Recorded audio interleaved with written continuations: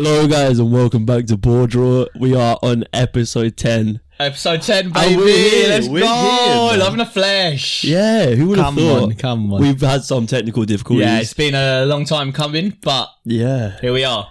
The boys. The boys are here. The boys. Today we're going to be blue. covering. We've got a few more teams to cover. I mean, the season's like fast approaching. We're going to be shitting out episodes. Yeah, it's going to quicker be than you can blink, mate. We've got so many episodes coming. There's going to be more episodes in days, basically. It's going to be a long time. Prem starts in what? Not this weekend, the weekend after. Yeah, following weekend. We've got the and we've got Shield. literally half the league to do.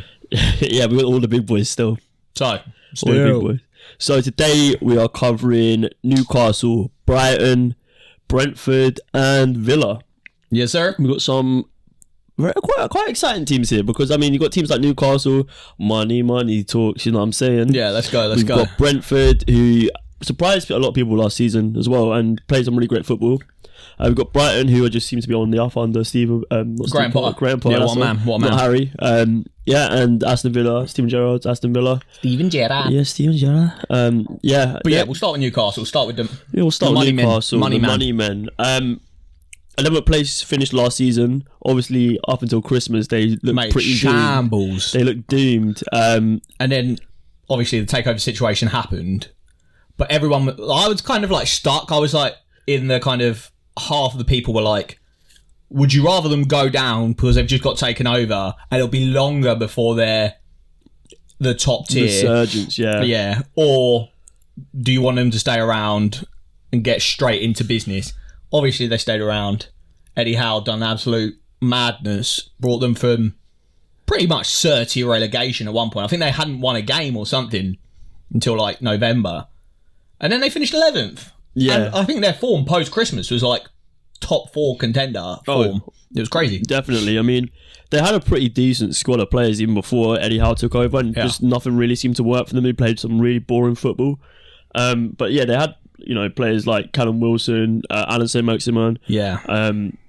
Joe Linton, what a boy. Joe Linton, yeah. Joe Willock. Yeah, quite exciting player. Yeah, I think they just needed someone to kind of inspire the troops, rally the troops. Yeah. And kind of show them that you're not all shit footballers. If you put your head to it, we can do something. Well, I think with like the couple of extra acquisitions they made in January, they kicked on. Yeah, they've done well in getting Eddie Howe as well, because he's a manager who's quite good at working with not a lot, which is 100%. Interesting, obviously, going into this season, because he's got a lot to work with. It's true, yeah. I mean, they haven't really splashed the cash so far. They've made a few really good signings, but they've been quite reserved.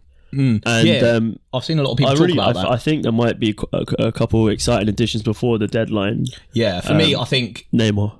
Oh, madness! Could you imagine? Madness.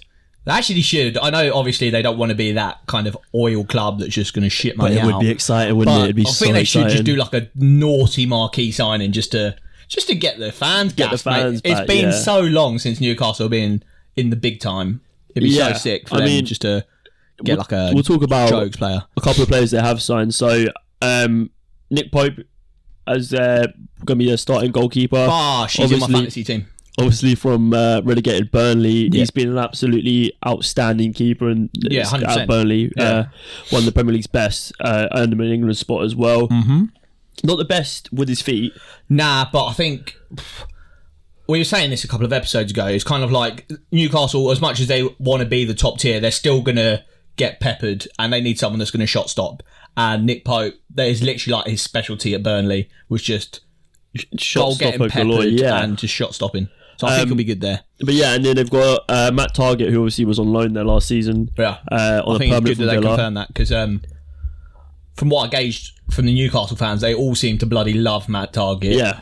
And I don't think he was really a fan favourite at Villa. So I think it's a good move for him, good move for Newcastle. And probably a good move for Villa, to be fair. And then finalising their transfer activity this side of the podcast anyway, we haven't heard anything at the minute that suggests there's going to be more incomings imminently.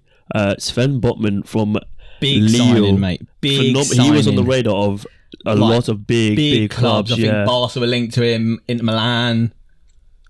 I think Chelsea and Tottenham were linked to him. I think to get him for like 32 mil, I think he's a steal. He's young, 22 years old, Dutch international. I think he's going to kick on and be an absolute unit. And him alongside Dan Burn with Trippier big and centre back Target on either side. It's a nice back four with Nick Pope in goal. Yeah, I mean, you look at the back four of a lot of teams in the top 6, and they're not really too far behind. I mean, Trippier came in January, was it? Yeah. And you could see his impact straight away. Yeah, like a leader. Yeah, been there, and done that. it sort of reunited the dressing room. And I mean, Dan Burn as well came in and done really well. Dan Burn's he's a unit, isn't he? He's so tall. So tall. He's so tall. From what I gauged in games, he's a bit of a rowdy cunt. Like, every game I watch, he's scrapping someone. And obviously, he's a Newcastle lad, isn't he? So he's going to be... Isn't there a Newcastle player who's like 5'4"? Fraser. Yeah, that's it. You seen the picture of him standing next to Dan Burn? It's probably like that. Do you know that picture of Valbuena where he's next to... I don't know who he's next to, but Valbuena was tiny. And yeah, that's it. Looks so jokes. It's just outstanding how big Dan Burn is. Good job, Dan Burn. Good job to your parents. They've got like aerial threat. Obviously now they've got Sven Botman, Joe Linton, and they've got delivery. Dan Burn, yeah, and they've people got delivery. Like Trippier, Trippier, yeah, that's true. So Maximan, specialist. Yeah, and I think that's sort of why Newcastle targeted him in that transfer window. Yeah, it's because they knew that with players like say Maximan, you will get a lot of set pieces because he's just so tricky. He does get fouled a lot. Oh yeah, so 100%. to capitalise, like Southampton do with James or Prowse, get a set piece specialist in. Yeah, that's true. Actually, and you've got players like Dan Burn who are just giant. So but why not make enough, most of it? From what I've gauged, he is shit in the air. Yeah, he's not the greatest. I swear he hasn't scored a goal with his big old head. Yeah, which is mad. Because if you're like 6'9" or however the fuck he is, how are you not scoring a header? And then you got people like, I don't know. You got Jota. Or, literally Jota, who's like not even 6 foot, and he scores headers like weekly. Yeah, but it's mad. That's good. That's because his attacking position is unbelievable. Yeah. But yeah, that's a brilliant signing. Like we're saying, I think we're expecting Newcastle to be more active in the later stage of the transfer window. Yeah, 100%. I think if I was Newcastle, I'd want to be in the market for a striker because they've got Chris Wood, but I don't think he's the guy. I think he was just a sign-in. He's not the guy to propel them into that. Just in case they were struggling properly with relegation. But well, it was also to weaken Burnley as well at the time. Yeah. Callum Wilson's just injured too much. I think he's a really good player, Callum Wilson, but you couldn't rely on him. He's kind of like Kieran Tierney in the fact that both great players, but you'll be lucky if you get half a season from them because they're just so injury prone. So you need to, and that's why Arsenal signed Zinchenko, and that's why I think Newcastle need to sign a striker because, like I was saying, you can't expect them to play enough games to warrant their place, and you need a decent backup. I feel like this season, top 6 is a push for them still. I think I don't think they're quite there yet with the squad they have. No, but I think this is about consolidating themselves as a top half team again. Yeah, you know, and really showing like that there is an identity under Eddie Howe. Yeah, well, they finished 11th last season. Anything better than that, I think, is a good.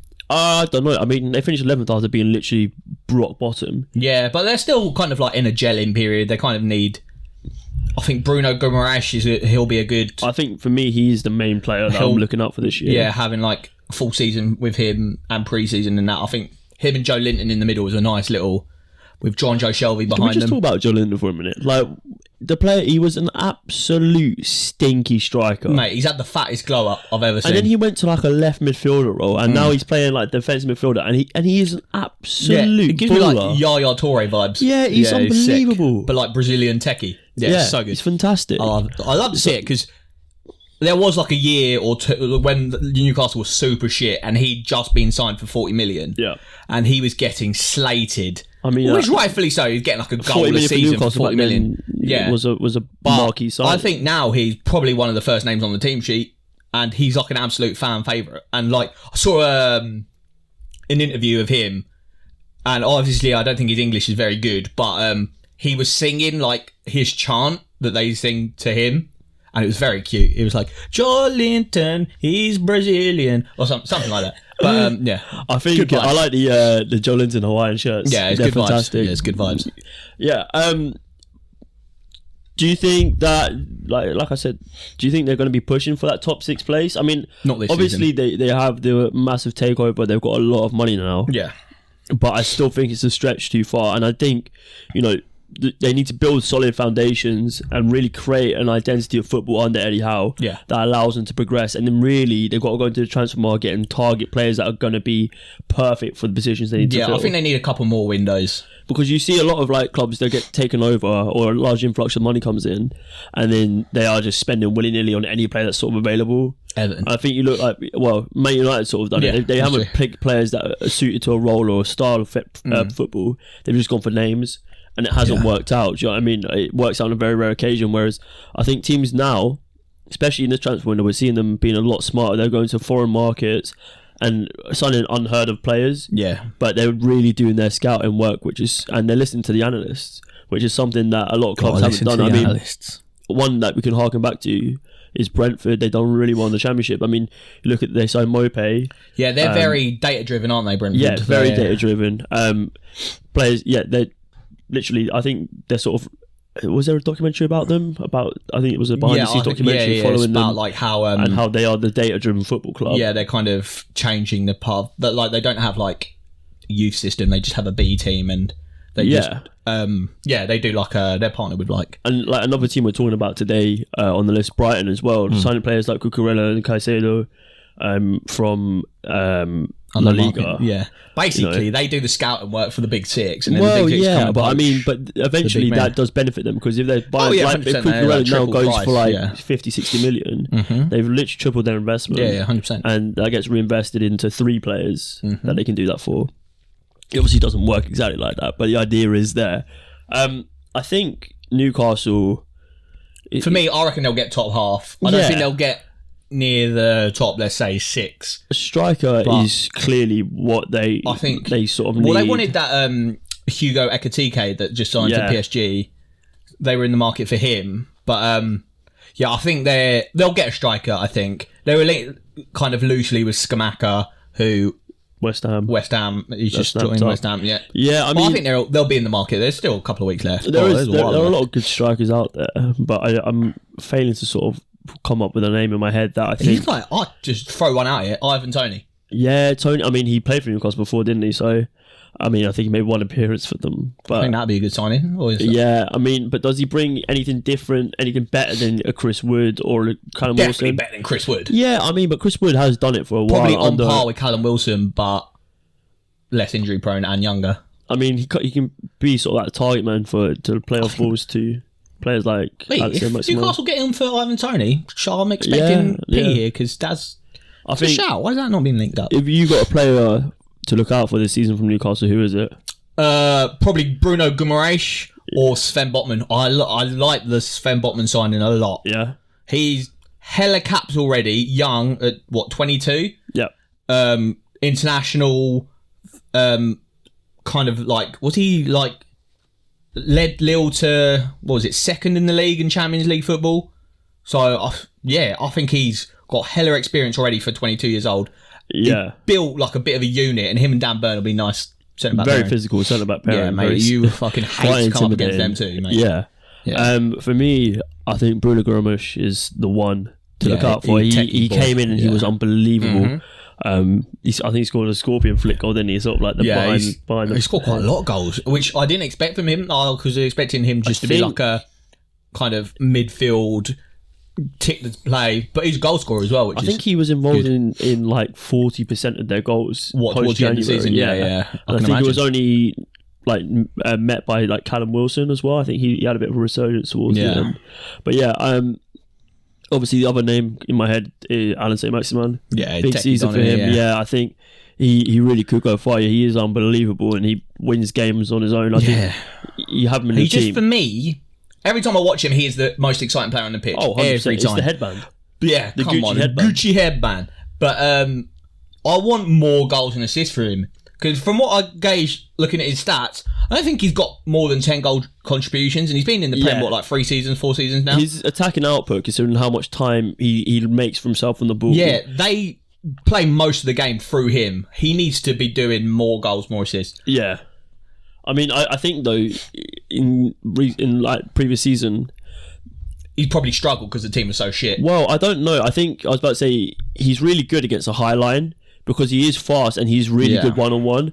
But when teams play a really low defensive block and really flood that sort of that channel where he likes to run into, he really does struggle and he'll end up losing the ball like 6-7 times out of 10. Maybe with because I saw him come out and say, I don't know if this is a direct quote or if the media kind of shagged him a little bit, but he's saying that like if he was in a team with better players, his goals and assists would be higher. I assume the media kind of twisted his words a bit because that's a bit of a dicky thing to say.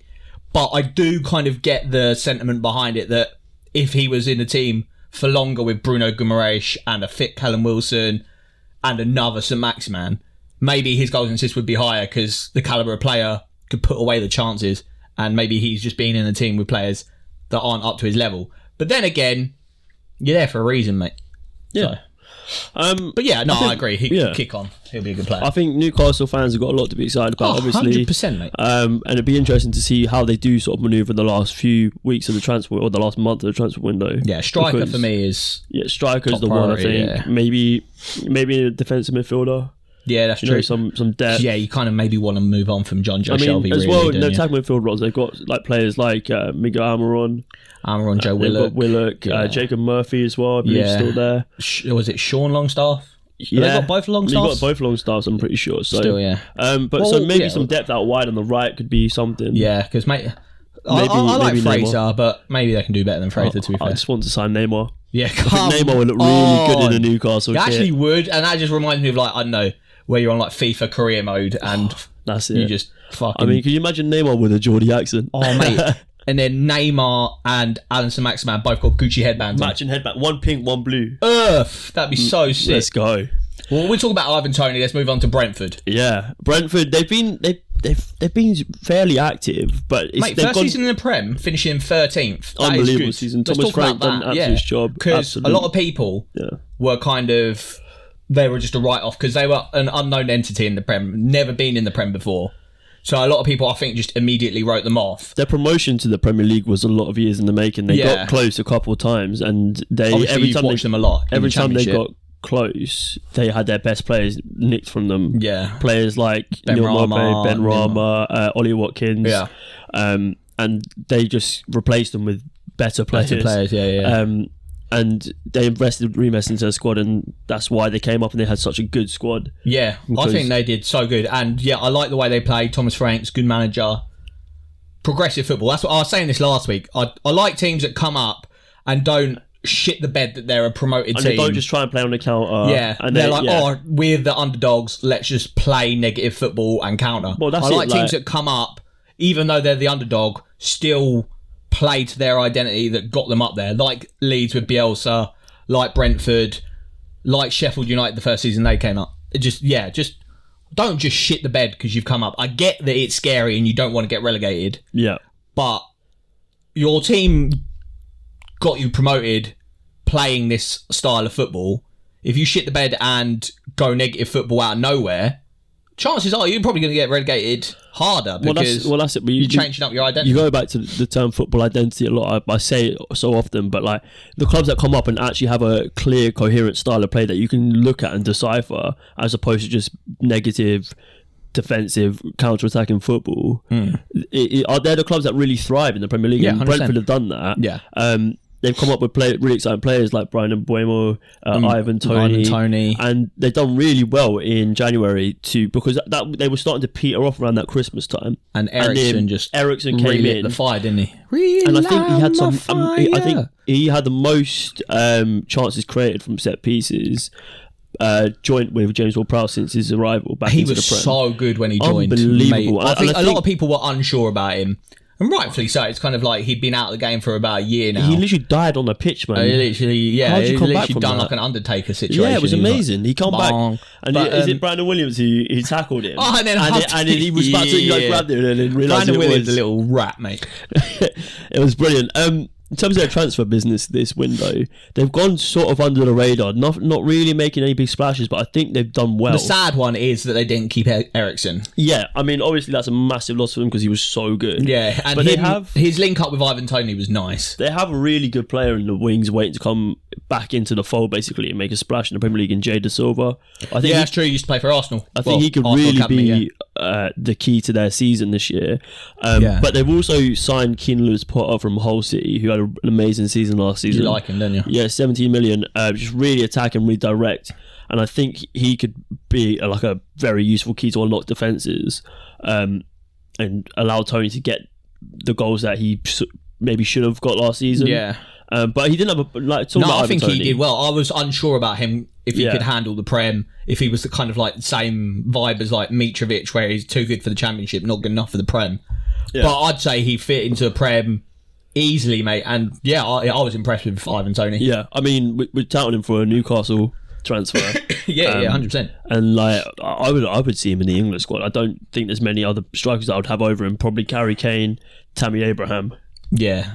I mean, England are actually quite stacked in the striker department. We were, but I mean, like, you got players like fit Bamford. Yeah, but I think I'd take Tony over Bamford. Oh yeah. Calvert-Lewin at the minute. Was Bamford that first season in the Prem? Yeah, no, better than Tony last season. Yeah. But I think that Leeds squad under Bielsa were different to. I think they're probably. It'd be a close one. I'd like to have a little 1v1 stat-wise with I think Prime Bamford and Prime Tony. A dangerous season for Brentford, though, because a lot of teams do get like second season syndrome. Yeah, 100%. They can survive and even impress in the first season. In the second season, it's like, people have found out how to play against us. Yeah, we've been sus. But Thomas Frank is a smart manager. I don't really like him very much because he is good, but he is a good manager. Yeah, you don't like the bees. Not a fan. Another signing that I like from Brentford, he was linked with Arsenal, but then I think we kind of stopped pursuing him when we kind of found out Zinchenko was in the market. Yep. Aaron Hickey, very talented left back, Scottish left back. Andy Robertson vibes. Yeah, big time. So I watched Scotland play, and their defence was like Tierney, Hickey, and Robertson, all kind of like weird little cluster. Yeah. But all three of them looked good, and Aaron Hickey didn't look out of place at all, alongside Tierney, who's obviously like one of the best left backs, and Robertson, who's one of the best left backs. He didn't look out of place. So when Arsenal linked with him, I was kind of interested, and then we kind of fell off, and Brentford came in for him, and I think it's a very good sign. I think he's young still, so probably, I don't know, hang about for a couple of seasons, and then I think he'll get snapped up by one of the big boys for decent money. Brentford's current left back is Rico Henry, who good player is really impressive player. I thought he had actually fairly decent season. Yeah, so did I, yeah. But yeah, I always think it's weird seeing Scottish nationality next to the Serie A. Yeah. It's really weird seeing Scottish players in Serie A. I mean, but he's come over from Bologna, where he's clearly impressed a lot. Yeah. And I mean, he could really be a threat for Brentford. I mean, Ivan Toney is good aerially. So if he can play anything like a Tierney, he's or very Robertson, good going forward, and defensively he's solid. I'd say he's like better defensively than people give him credit for. I think he's probably better defensively than he is going forward. I think that's the thing with a lot of young players, though. Especially when you're a wing back, is that you sort of get known for your attacking ability, and because you're so young and you're not potentially the most scary looking person. Yeah, you sort of got to skirt around the idea that you're actually good defensively, but we've obviously seen that could be the case with like players like Trent Alexander-Arnold, who has no reason to be slated for his defensive performance like he does. Yeah, I like it when a defender knows how to defend. That's always but I mean the defensive duties of a left back and right back now are almost less important than their attacking. 100%. But yeah, another signing who I really like is Ben Mee from Burnley. Yeah, I think. Man managing Burnley when they lost Sean Dyche to now he's playing for Brentford. That was a funny time when he was managing Burnley. I think that's a really just shrewd signing. It brings a lot of experience, especially for a team like Burnley who played on the back foot a lot. Yeah, I like the centre backs at Brentford though. They got Pontus Jansson, good player. Ayer. Yeah, is it David Ayer? No, something Ayer. Yeah, Christoph Ayer, I think it is. Yeah. Both of them very good centre backs. Good aerially. Ben Mee, good aerially. I think if they want to play three at the back, then a naughty three centre back. Yeah, it's not a bad back three, is it? I mean, and especially if you've got a player like Aaron Hickey, you could release by playing three at the back. Yeah, maybe play Aaron Hickey and Rico Henry on the other side. And then you've got players like Mbomo as well to fit in there. I mean, I like the business they're doing. I think for me, I know you mentioned Jay De Silva coming back and maybe he can fill in that Eriksen role, but I'd like to see them sign maybe another centre midfielder that can give them the kind of chance creation that Eriksen did, because Jada Silva's, he's young and he missed out on that first season in the Prem, really. Yeah. So maybe he still needs time to bed in, and who knows, he might not even cut it in the Prem. So I think for me, if they can get someone that's Prem proven chance creator, that'd be good for them. Yeah, I think the goal for them this season is always, it'll still be in the league. Try to stay out the relegation scrap. Yeah, 100%. Don't get drawn too deep into it. I mean, if they can be safe with like 4 or 5 games to go, I think it's a solid season for them. But you never know with a team like Brentford, they really could surprise and pull up some trees and end up in that top sort of like 10-11 spots. Yeah, there was a point in time where they were flirting with like top half, weren't they? And they were beating Chelsea. Well, they beat Chelsea 5-2, 5-1. And I was like, bloody hell. Yeah, they look good. The Liverpool game as well was amazing, wasn't it? Yeah, the 3-3 one where Jan Wisser scored. Yeah, it was good. That was, yeah. No, I think they'll be fine. I think there's worse teams that have had worse business than them. So if I was a Brentford fan, obviously be aware of the relegation battle, but I think you'll be fine. Yeah. Yeah, I think so. Yeah, interesting times. Moving on to another team, beginning with BR. That was good. Brighton. Bruh. Yeah, Brighton. Yeah, no, we like Brighton. We like Brighton because of Graham Potter. Graham Potter is just the way he's going about the development one of Brighton of the Football Club most is talented amazing. managers in the league. Yeah. I mean, they've got some really exciting players though as well, like Cucurella, like Tariq Lamptey, who Trossard, yeah. That guy Moda's as well. I really like Moda. Danny Welbeck. Blood clot, what man. I love Danny Welbeck. Yeah, same. He's an absolute boy. Yeah, I mean, Brighton, I think... They're a weird one, though. A 9th place finish from last season is phenomenal.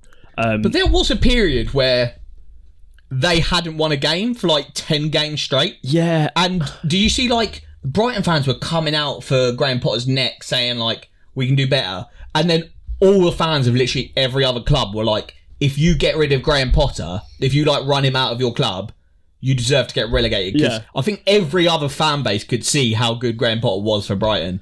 And for some reason, the fans maybe just forgot about it for a bit and got on his back. But for me, they're not going to do any better than Graham Potter. And I'd stick around.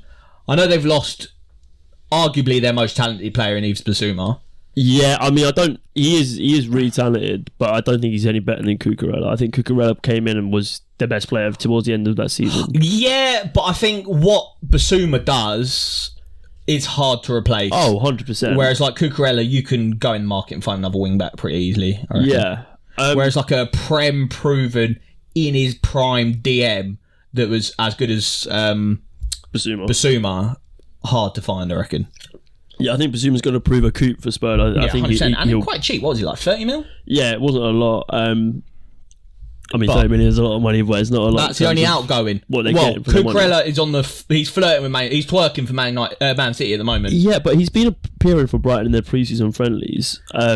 And From I think, what I'm aware... I know James Lawrence Alcott talks about the ripple effect a lot. Oh, yeah. But that Zinchenko move to Arsenal has allowed the door for Cucurella to come in. I think if that move didn't materialise, then we wouldn't be talking about Cucurella. Yeah, no, 100%. But I know sort of Pep and City have been linked with him for a while anyway. From what I've seen, they've agreed personal terms with him, but they put in a bid for 30 mil, that got rejected. Brighton want 50 mil. 50 million, yeah. So it's if they can find a kind of medium point between I think 50 and 30 if you get a player like Cucurella for like 45 million, I think it's not a bad piece of business. Oh, that's a lot though. For but you're looking at players. If I was Brighton, I'd bite your hand off for 40 mil. Yeah, I mean, but for City as well, that's not a lot of money. They're buying specific players.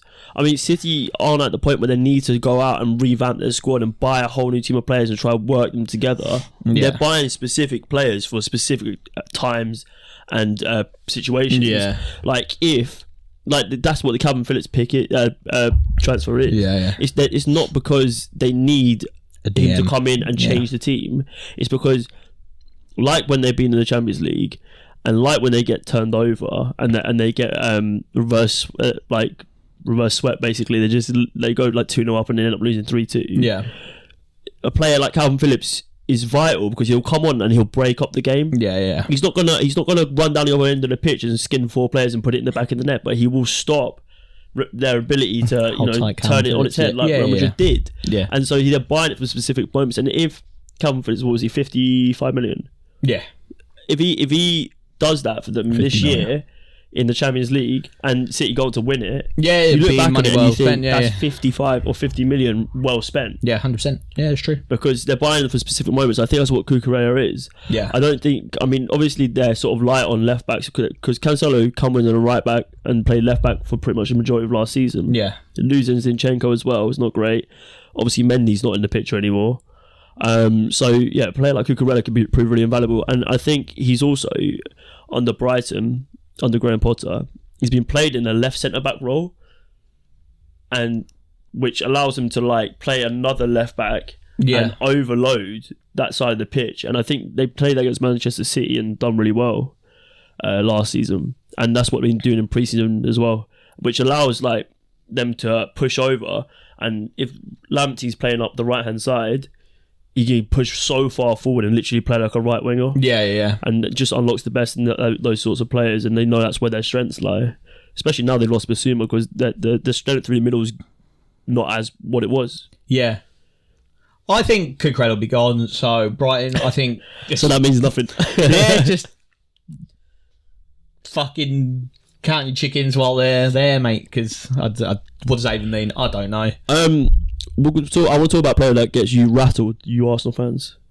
Neil. Big Neil Maupay. Is he on his way out?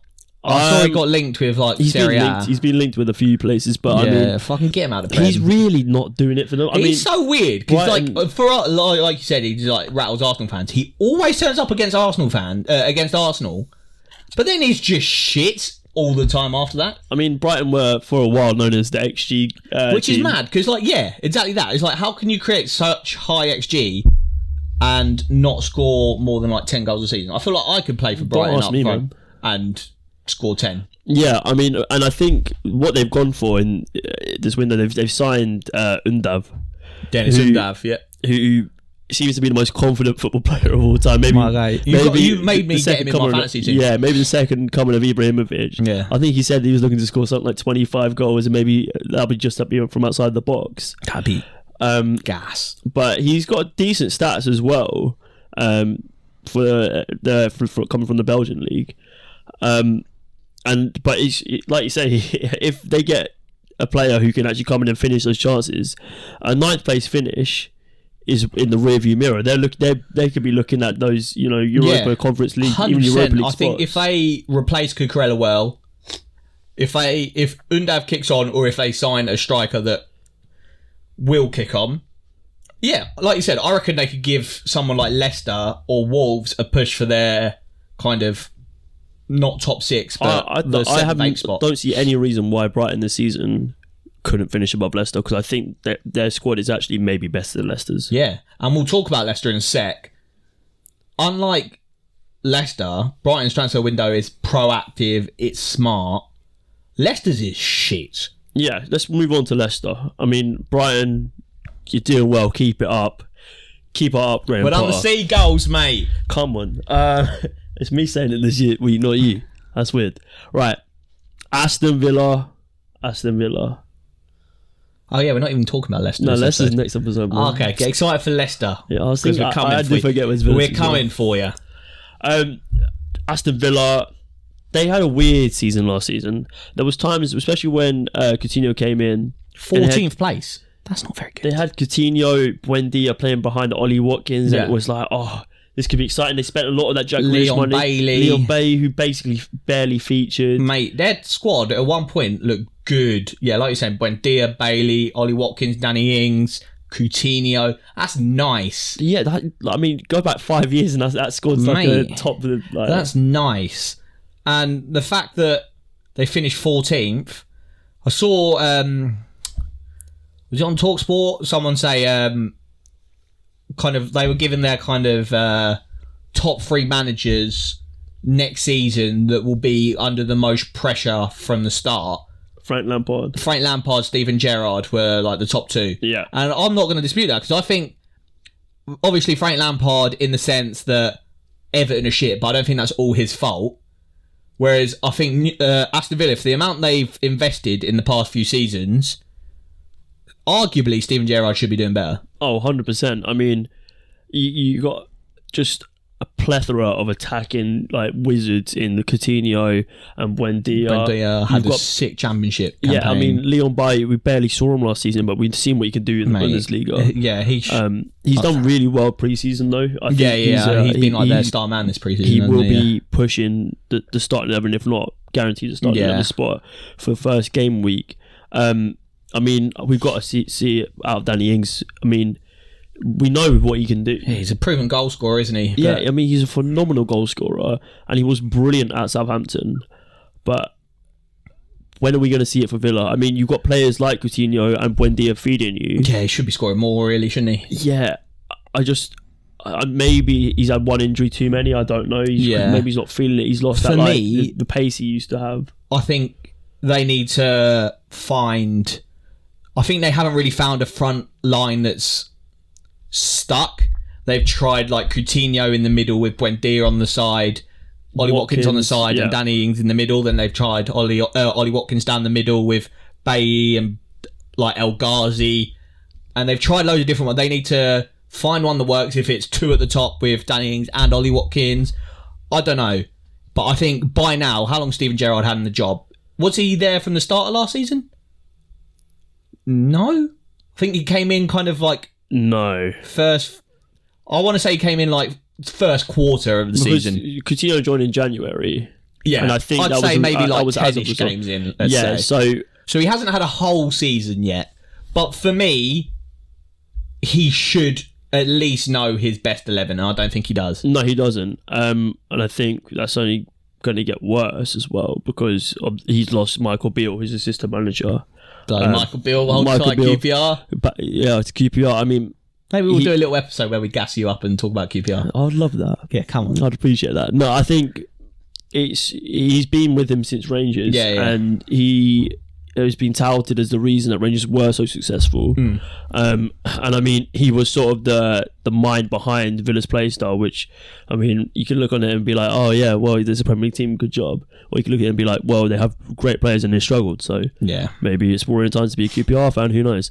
But yeah, I mean, he's lost him. He's gone to Critchley from Blackpool, and he's taken basically people who could be managers, but like tactically astute people, and moving them into an assistant manager role, and then allowing him to. I could just see him more as a man manager.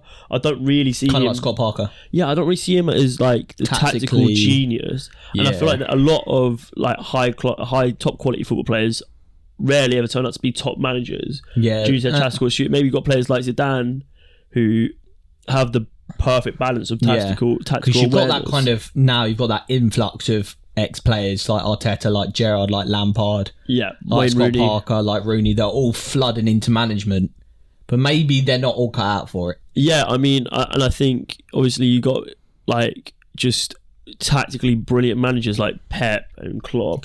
Who these players who have had brilliant careers, they're limited to like what they like see and what they know. Do you know what I mean? Yeah, that's an interesting discussion. You know, we could do an episode where we talk about kind of the new wave of managers and kind of who we think's cut out for top tier and who's maybe not. Yeah, but I mean, going back to Villa, obviously they've been fairly active. They managed to secure Felipe Coutinho on a permanent. They've been very active, mate. Which is where we go back to them being, which is why Gerrard might be in trouble because the investment's there. Yeah, and if he doesn't kick on, I like as an owner, you can't sit around, splash 100 million one window, 100 million next window, and not be kicking on. Like 14th isn't good enough. But they signed a new centre back in Diego Carlos, who was highly rated. I think he was linked to Man United at one point, and they signed him for nearly 30 mil. Yeah, I mean the Grealish money's running out though. Yeah, I hope to God for Villa that Diego Carlos comes in and gets Tyrone Mings out of that team. Yeah, because for me, Tyrone Mings isn't good enough. Yeah, I mean, obviously they've lost Target as well. Yeah, I mean, they didn't have him in the second half of last season anyway, but that's a big loss. He was one of their main attacking outputs. But I mean, they've got Lucas Digne now as well. I like Matty Cash. Yeah. I think a back line of Digne, Diego Carlos, Ezri Konsa, who I like a lot. Konsa's a very good player. Konsa's a very talented footballer. An ex-Brentford player as well. Yeah, and I think he should, if he has a good season, maybe flirt with getting called up to the England squad, because I think he's really good. And then Matty Cash. I think that's a nice back four. Martinez, obviously, decent goalkeeper. Yeah, they've got Olsen in from Roma as a backup. Yeah, I think that's decent. Which is a fairly quality backup keeper. I mean, yeah, you could potentially see a time where Martinez, if his form lets him down or an injury, Olsen really could secure that spot because he is a fantastic keeper. Boubacar Kamara as well. It's an outrageous signing for a free transfer. That's a free transfer, and he is so unbelievably highly rated by those from Liga. So highly rated, so young. He's going to be called up into like the French squad. He's so good. And I think like player like him with Josh McGinn like in the middle could really like just be a surprise package for a lot of teams. Him, John McGinn and Buendia. That's a nice little.